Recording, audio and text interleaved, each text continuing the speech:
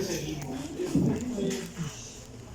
Un caso que no fue en sentido estricto nuestro, no fue manejado por nosotros. ¿Qué pasó? Se trata de una paciente que, una paciente psiquiátrica, fue manejada en otra ciudad del país y esa paciente se complicó. Cuando se complica, la familia demanda a los hospitales que de una u otra forma tuvieron que ver con el manejo de la paciente. Y la acusación de la fiscalía iba pidiendo cabezas, pues. Y esta gente pretendía también, los familiares de la paciente, una indemnización millonaria, pero eran miles de millones lo que estaban pidiendo. Generalmente piden mucho más de lo que se puede pagar para transar. Y entonces, cuando eso pasa, los jueces deciden que sujetos independientes estudien el caso. Entonces nos asignaron el caso al doctor Jaime Enríquez, nefrólogo de acá, y a mí. Entonces a mí me llegó una motreto así que era la copia de la historia clínica en ese momento manuscrita de la paciente. Y de eso salió eso. La otra persona que figura aquí como presentador de lo que fue un Ateneo en su momento, esto ya fue hace rato, era el médico interno que estaba rotando por psiquiatría en ese momento. Él hizo una muy buena revisión de toda la historia clínica. Entonces vamos a hablar de neurotoxicidad política. Pero antes de eso tenemos que hablar de la leyenda de la espada de Damocles. Damocles era un sujeto que vivía como una especie de pastor. Y cerca a él, en el castillo de Siracusa, vivía el rey.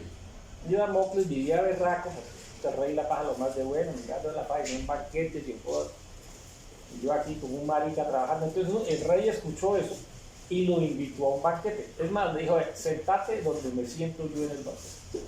La estaba pasando buenísimo hasta que Damocles vio cargando sobre él una espada tremendamente filuda y puntuda que apuntaba directamente a él.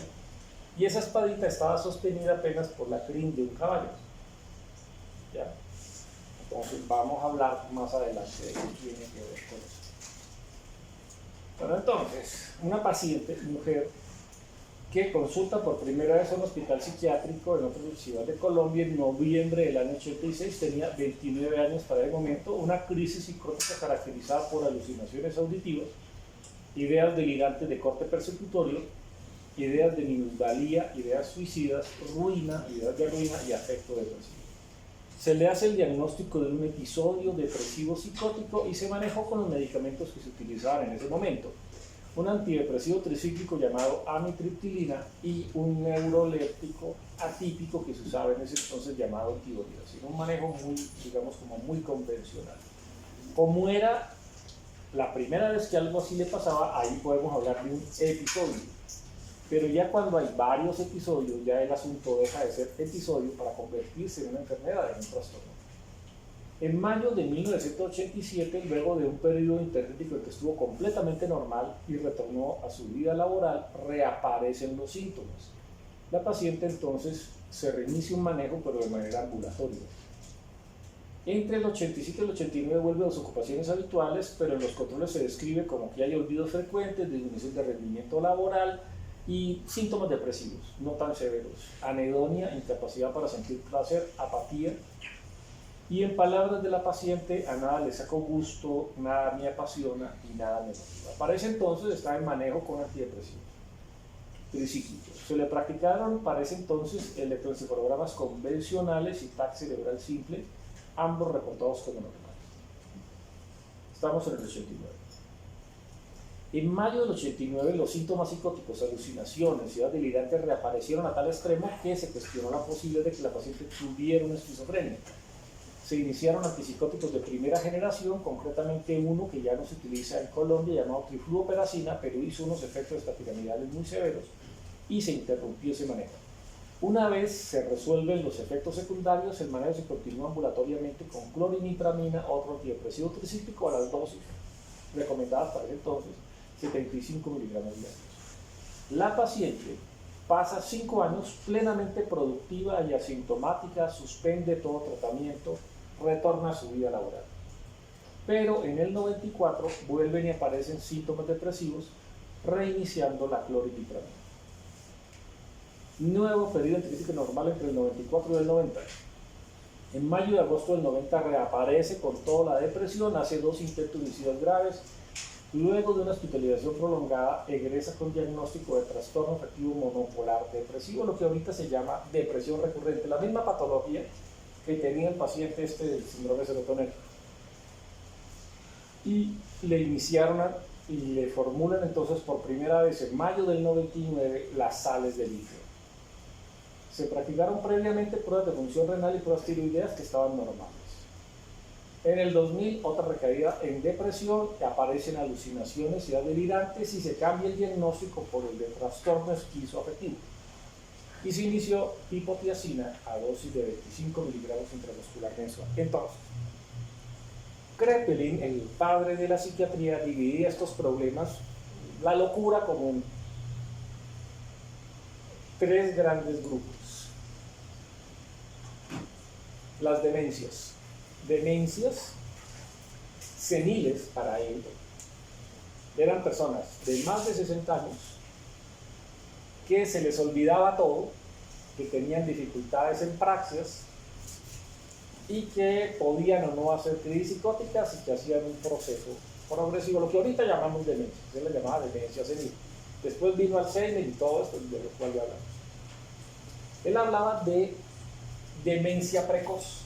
Para Kraepelin, la demencia precoz era una enfermedad que se caracterizaba básicamente por alteraciones en el pensamiento. Lo que estaba alterado era la manera de pensar. Es decir, el paciente tenía ideas delirantes, de tipo persecutorio generalmente, y alucinaciones generalmente de tipo auditivo. Es decir, lo que para Kraepelin era una demencia precoz, hoy lo llamamos esquizofrenia.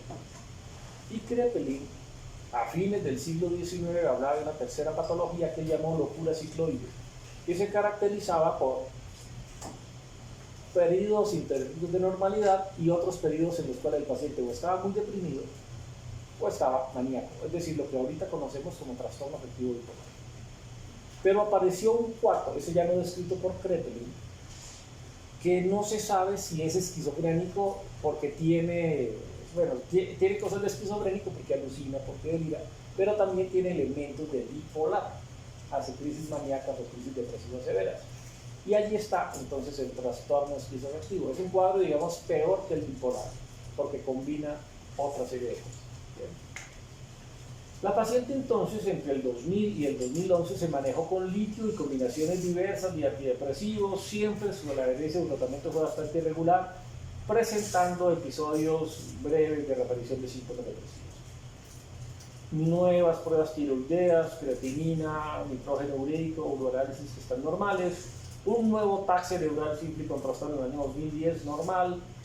La paciente se torna hipertensa en el 2010 y le hacen manejo pues, con losartán, hidroclorotiazida, dieta infusórica. Y en septiembre del 2011 es su último ingreso hospitalario. De 3 semanas de evolución, un cuadro rápidamente progresivo de alucinaciones, ideas delirantes y agresividad. Cuando ingresó a urgencias al hospital psiquiátrico tenía una tensión arterial de 190 a 130, frecuencia cardíaca de 114, glucometría 89. El examen neurológico no había compromiso motor disensitivo, los pares cerebrales estaban normales, no hay signos meningios, el examen pulmonar normal. Diagnóstico trastorno esquizoafectivo, le manejan con losartán y amlodipino que ya venía tomando y le agregan una combinación de medicamentos muy típica de este tipo de cosas. Vemos allí el haloperidol, el neuroléptico más utilizado todavía en el mercado, un medicamento que rápidamente controla alucinaciones y ideas delirantes. El biperideno es un medicamento que se utiliza para controlar los efectos extrapiramidales del haloperidol y tiene efectos, digamos, comportamentales. Litio, que ya venía tomando, y otro neuroléptico, otro antipsicótico que es predominantemente sedante, levomepromacina. Ese tipo de tratamientos se vienen aplicando desde 1959 hasta hoy prácticamente sin modificaciones. A eso se le han agregado otra cantidad de medicamentos más, pero todavía hoy se siguen usando por baratos y por eficacia. Losartán y amlodipino para la hipertensión.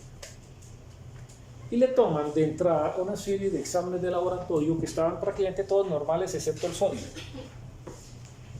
Entonces hemoglobina y hematocrito bien, leucocitos estaban en 6.900, plaquetas en 217.000. Particularmente nos interesan estas dos cifras, las de la creatinina y el BUN que estaban normales, el potasio sérico estaba bien y estaba un poquito subido ese sodio. Pero salvo ese dato que se podía incluso explicar por una ligera deshidratación que la paciente pudiera tener, todo estaba bien. Eso al ingreso. Los días 5 y 6 la paciente estaba peleando con todo el mundo allí en el servicio, llevaba varios días sin recibir alimentos, se reportó como deshidratada, se ordenó inmovilizar e hidratar con solución sólida normal. Le pasaron sonda nasogástrica para suministrar medicación y alimentos, empezaron a reportar temblor de reposo en las 4 extremidades. Hasta el día 6 la paciente había mostrado un comportamiento invariable, agresiva, logorreica, reacia a recibir medicación y alimentos, vociferante, se inmovilizó y se aplicó una sedación adicional. Ya a las 12:43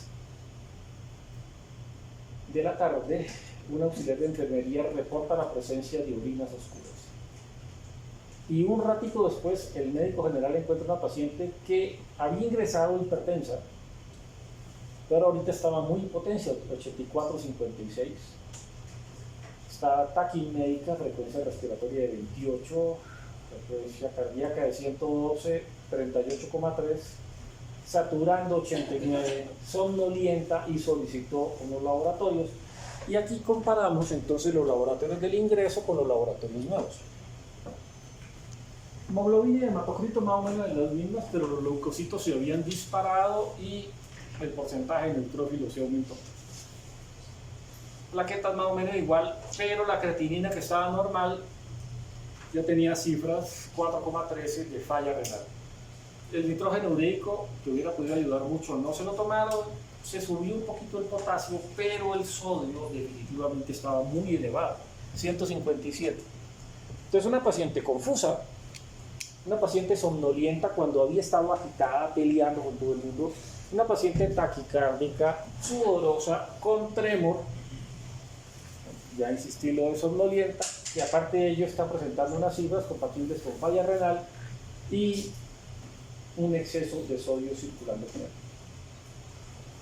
La remiten entonces a un hospital de 4 niveles. Cuando ingresa somnolienta, en regulares condiciones generales, por pilas isofóricas no reactivas a la luz, estigmas de sangrado en cavidad oral por la sonda que le había pasado, una hipoventilación basal bilateral con tiraje intercostal positivo. La sonda drenaba orina clara, no oscura. Se planteó que la paciente tenía un foco pulmonar, que se comprobó. Que había hecho una falla renal aguda prerenal, que estaba deshidratada, la cubren con antibióticos, le ponen solución salida normal al 0,9 y solicitan más para clínicos. Segundo día, nivel 4, el estado de conciencia de la paciente que pasó. La paciente entonces pasó 6 días en el hospital psiquiátrico. Hasta el día 5 estaba peleando con la humanidad, forcejeando y tal. El día 6 estaba somnolienta. Y el día 7 estaba en estupor, respondiendo solo el dolor. Hay una hipoventilación basal, lo que quiere decir que el pulmón estaba consolidado. Hay una acidosis metabólica en los vasos arteriales. El sodio siguió trepándose. Ya iba en 161. La creatinina mejoró un poquito y se encontró un foco ectópico supraventricular y un segmento QT levemente prolongado. Paciente estuporosa en críticas condiciones generales, hipernatrémica en falla renal, hiperreflexia tendinosa y foco ectópico auricular izquierdo. Toxicidad por litio. Cumplía todos los criterios para eso. El sodio en la luna, entonces los diagnósticos: intoxicación por litio, hipernatremia, hipercloremia, una diabetes insípida nefrógena, por eso estaba con un nivel tan elevado, falla renal aguda, sedación, intubación orotraqueal, le quitan el líquido que se lo habían dado todo el tiempo y se somete a 3 sesiones de hemodiálisis. Entonces, cuando hay una intoxicación aguda por litio, el manejo es la hemodiálisis. ¿Quién se intoxica agudamente por litio? El que se intenta suicidar tomándose un montón de pastillas de eso, o bien el niño que se traga la pila de litio. Y se supone que con 3 sesiones de hemodiálisis, por lo menos el litio que está en sangre, todo tiene que salir. Pero la paciente persistía con mutista, con una hiperreflexia osteotendinosa, no respondía a órdenes, ya le habían quitado el tubo. Había una telectasia del lóbulo medio pulmonar derecho y se planteó el diagnóstico de una neurotoxicidad irreversible al litio. El día 20 la paciente está en coma vigil, parálisis espástica de las 4 extremidades, una hiperreflexia osteotendinosa generalizada, diagnóstico de neurotoxicidad irreversible por litio y hace el primer episodio de paro cardiorrespiratorio de varios que tuvo. A partir de ese momento la paciente pasó traqueostomizada y posteriormente gastrostomizada el resto de su vida, porque murió 5 meses más tarde y luego de sufrir infusiones oportunistas de focos pulmonares y vía urinaria dadas por una Klebsiella y una pseudomona que se ganó en el hospital, multiresistentes y que no respondieron absolutamente a nada. ¿Ya? Bueno, entonces la paciente ingresa a un hospital psiquiátrico. Ingresa físicamente en buenas condiciones generales, completamente psicótica, ingresa hoy. Dura 6 días en ese hospital psiquiátrico y se complica al día 6º, donde hay un cambio rotundo. La paciente estaba agitada como en una crisis maníaca y de repente se tornó somnolienta, pero con falla renal, pero con hipernatremia. Ingresó a un hospital de 4º nivel ya con todas esas complicaciones. En ese hospital de 4º nivel la paciente empeora, pasa al estupor y después al coma. Y 20 días más tarde, un mes después, ya la paciente irreconocible, dobladita, con una parálisis espástica en 4 extremidades, con un tubo en el estómago para alimentarla por ahí, traqueostomizada, sin responder absolutamente a nada, y luego de 6 meses de luchar y luchar contra infecciones oportunistas y problemas, la paciente falleció. Por consiguiente, las demandas y tal, y por eso es que nosotros nos enteramos del asunto. Pero aquí lo que tenemos que ver no es tanto que la paciente haya muerto por las complicaciones que surgen después, sino qué fue lo que la llevó a eso. Para eso vamos a hablar del litio. No sé si recuerdan esta imagen, les hicieron cargar la tabla periódica en su bachillerato, con hidrógeno, litio, berilio, y en esa misma columnita, debajito del litio está el sodio. Y estos dos elementos se parecen mucho. Ambos son salados, comenzando por ahí. Y ambos son metálicos. Y ambos sirven para hacer pilas. Y parece que ahorita están hablando de usar pilas de sodio en lugar de usar pilas de litio, que es más baratas, más rendidoras y que tienen que dar. Bueno. Como se parece tanto el litio al sodio y sabe a lo mismo, alguien decidió, hola, y si cambiamos el litio, el sodio por litio, y como para qué, pues para salar la comida. Hay pacientes hipertensos que no pueden tomar sodio. Les demos el litio, marica. Así está bien. Se intoxicaron un montón y se murieron varios. Se prohibió su uso en 1940. Antes de eso era utilizado masivamente. Aquí está esta propaganda que habla del agua de litio del oso. El agua de litio del oso cura los problemas de vesícula biliar, de riñón, de vejiga, los depósitos fosfóricos, la gota, el reumatismo, dispepsias, indigestiones, flatulencia, dolor de cabeza, todo. Había incluso gaseosas que las salaban con litio. Entonces lo dejaron de utilizar, es decir, cuando los gringos le hablaban del litio en 1940, escapaban de encender a trompadas a todo el mundo por la cantidad de muertos y de falla renal y de cosas que habían que hacer. Pero resulta que en esa época la difusión de estos problemas no era masiva. Entonces, mientras tanto, en 1949, un psiquiatra italiano que vivía en Australia empezó a notar que los pacientes que tomaban la gaseosita de litio, los pacientes maníacos que tomaban la gaseosa de litio, como que no les daban tantas manías. Entonces le empezó a utilizar sales de litio ya en estos pacientes y los pacientes se le mejoraron. Después de mucho rato se aprobó entonces su uso en todo el mundo para manejar las crisis maníacas con litio y para prevenir las recaídas en el trastorno afectivo bipolar. Y entonces, casi 40 años más tarde de prohibirlo, la FDA aprobó el uso del litio en Estados Unidos y es utilizado como el estabilizador del ánimo más empleado en todo el mundo. 1 de cada 1000 personas lo logra. Y esta es, digamos, como la relación de las diferentes asociaciones científicas que planteaban que el litio debía ser la primera opción en el manejo del trastorno afectivo bipolar para prevenir recaídas, para manejar las crisis maníacas agudas y de manejo como primera opción en el trastorno esquizoafectivo. Es decir, darle el litio a esta paciente en principio no fue un error. En principio no fue un error. Entonces las guías norteamericanas, las guías británicas, las guías canadienses, la Asociación Internacional de Trastornos Bipolares, la Asociación Japonesa para el Estudio de los Trastornos del Afecto, los coreanos, los filipinos, los australianos y neozelandeses, los sudafricanos, los taiwaneses, bueno, todo el mundo. Es decir, es una droga que se recomendaba como primera opción desde 1979 y se sigue recomendando hoy. Es un estabilizador entonces del ánimo. A través de segundos y terceros mensajeros, modula la liberación de todos los neurotransmisores implicados en el control emocional, como dopamina, GABA, serotonina y glutamato. Cuando el litio se da, el paciente hace menos recaídas maníacas, hace menos crisis depresivas, hace menos suicidios y menos intentos suicidas. Y todos esos medicamentos que se llaman estabilizadores del estado anímico, donde figura el litio, pero también el ácido valproico, también la lamotrigina, también la carbamazepina, varios anticonvulsivantes más, la quetiapina, de todos esos el litio es el más barato y aparte de ello el más eficaz, por consiguiente es el más formulado. Esta es la primera edición de una novela llamada Orlando Furioso, escrita por un florentino llamado Ludovico Ariosto. Orlando periódicamente hace unas crisis en que se cree un berraco y se pone a pelear con todo el berraco que encuentra y los vuelve mierda a todos. Es decir, Orlando hace crisis maníacas. En ese momento se planteaba que los sujetos que estaban locos, la razón de ellos se les había perdido y como todas las cosas perdidas están en la luna, allá estaba la razón de esta gente. Y por eso a los locos se les dice lunáticos. Resulta que Orlando tenía un amigo que tenía un caballo volador. Entonces el amigo decide viajar a la luna en el caballo volador, recuperar la razón de Orlando y traérsela para volvérsela a poner. Y Orlando mejoró, ya gracias al amigo y su caballo y toda esta cosa.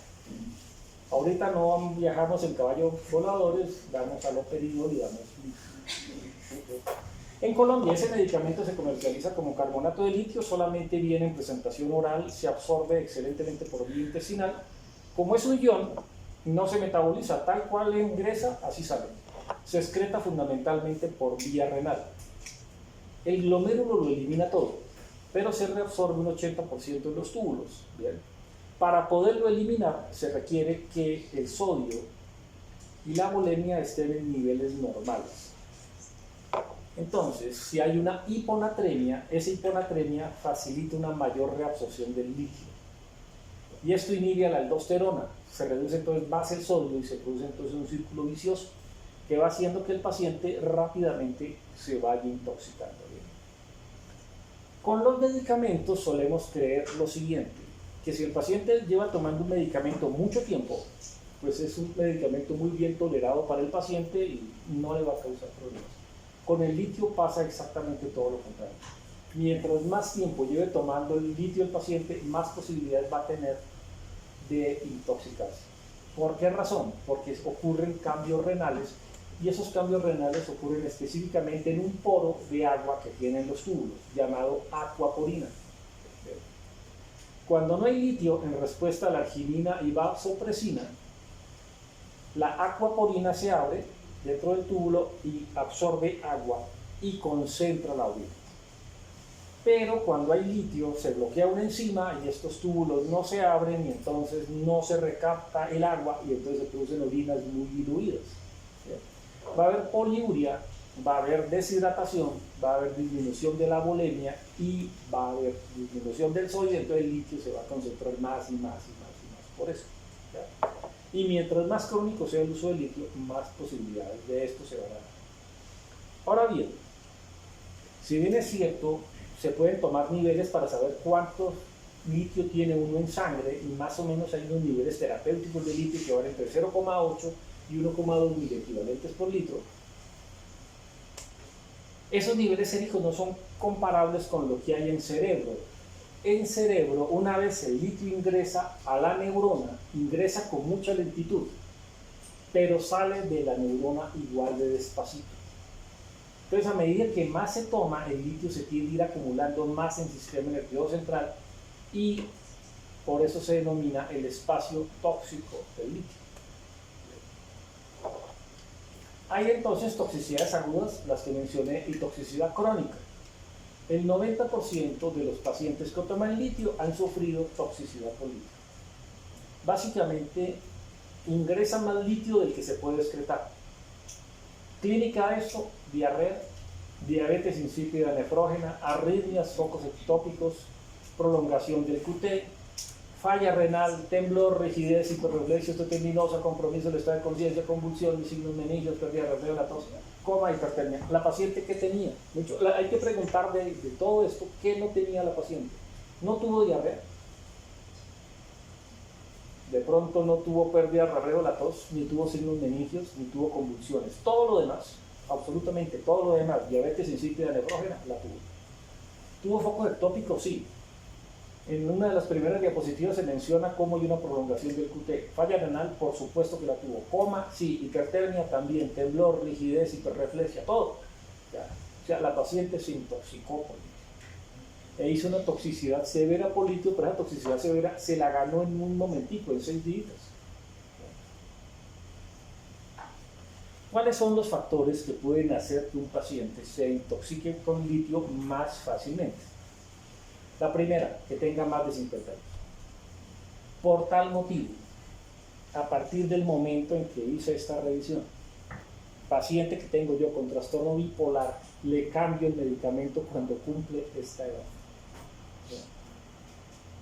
Le doy valproico.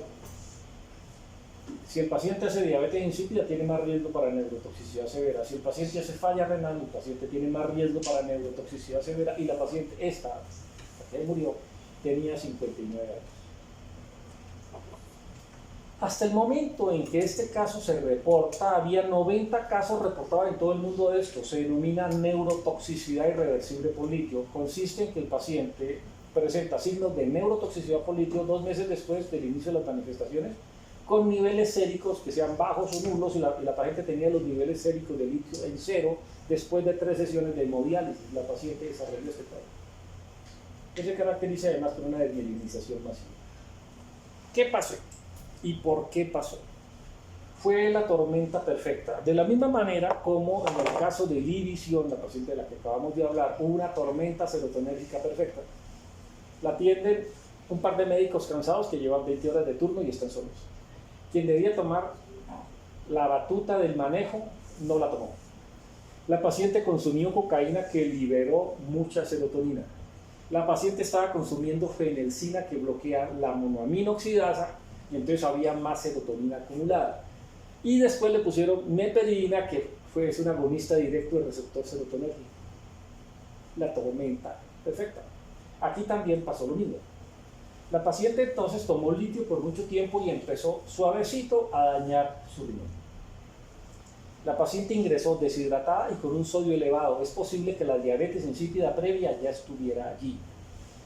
La paciente era hipertensa y le habían recetado un diurético que hacía que urinara mucho y estaba con dieta hiposódica, o sea, tenía poco sodio circulando, entonces el litio se fue acumulando.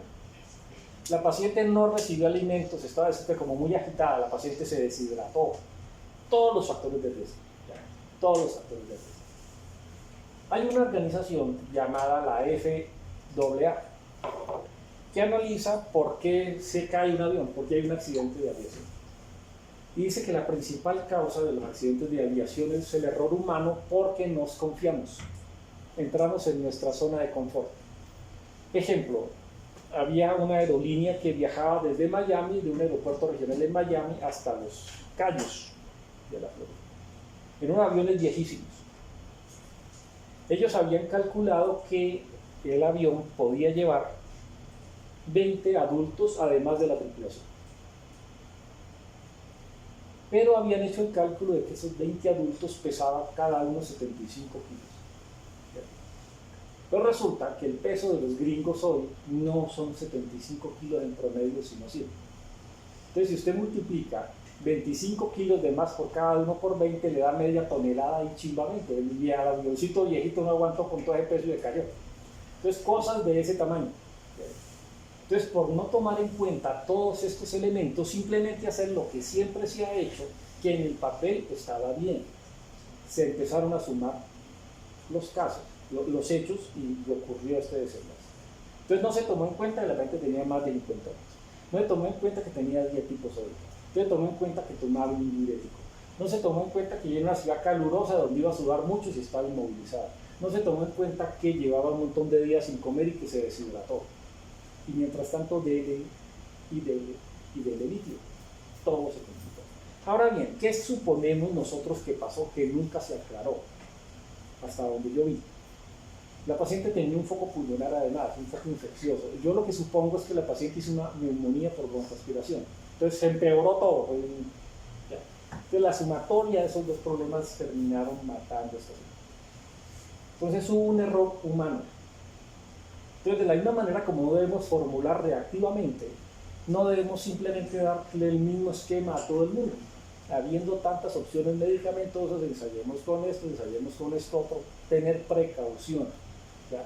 Es el medicamento más formulado, es el medicamento más eficaz y es el medicamento más barato, pero a la vez es el medicamento más tóxico que hay. Hay que tenerle muchísimo respeto. Entonces, recomendaciones que hacemos siempre para el personal paramédico en nuestro servicio. Si el paciente maníaco está joda y después se embobó, no que se tranquilice, no que normalice, no que vuelva una hueva de un momento para otro, piense en toxicidad política. Si se reporta que el paciente está orinando mucho más o mucho menos, más aún si se evidencia que la orina cambió de color, piense en toxicidad política. Si el paciente está temblando mucho, piense en toxicidad política. Y si usted está pensando en toxicidad por líquido, lo mejor que puede hacer es retirar el líquido ahora. Recomendaciones para el médico. Entonces, estamos hablando de trastorno afectivo bipolar o de trastorno esquizoafectivo, patologías que son crónicas, entonces el paciente va a tener que tomar este líquido durante años. Tómele periódicamente, cada 3 meses, electrolitos séricos y pruebas de función renal. Tómele litemias. De todas maneras, si bien es cierto, la litemia refleja la cantidad de litio que hay en sangre y no en cerebro, de todas maneras, si esa litemia está muy volada, pues obviamente se debe quitar. Cada 6 meses pídale una y pídale función tiroidea cada 6. Estos pacientes, el litio lesiona el tiroides, causa un hipotiroidismo después. Si está embarazada, no se lo formule. Si el paciente tiene cualquier alteración en el electrocardiograma, no le formule el litio tampoco. Y recuerde que se intoxica más fácil el que lleva más tiempo siendo tratado por él. Y entonces volvamos a nuestro amigo Damocles. No sé si ustedes recuerdan esa frase que dice el hombre araña, que a más capacidades, más responsabilidades, más o menos una cosa así. Bueno, eso mismo le dijeron a Damocles: mira, yo soy el rey, estoy mucho más expuesto que vos. Tengo más responsabilidad, mi cabeza pende de mí, así como una espadita, en cualquier momento me pueden tumbar. A más capacidades, a más poder, más responsabilidad. Con los médicos pasa lo mismo, tenemos un poder, pero ese poder no lo cobran, sino lo cobran duro. En el caso de los doctores, 500 millones de pesos, más la pérdida de la licencia, más una temporada de inclusión. Todo eso se puede dar. Entonces, cualquier pequeño descuido nos lo van a cobrar durísimo. Entonces no podemos dar esa papaya del ejercicio de nuestra profesión. Listo, chicos, nos vemos el próximo martes.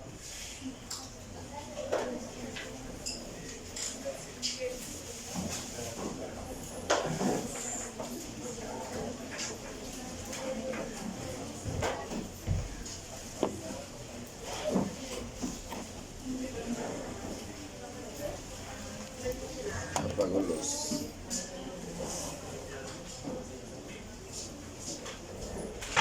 Este salón es una berraquera.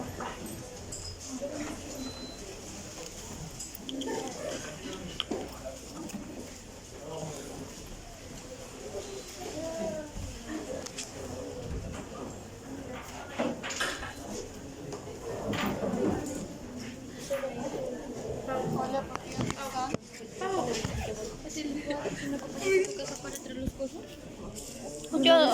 mucho. Mañana no se los paso, yo voy a ir.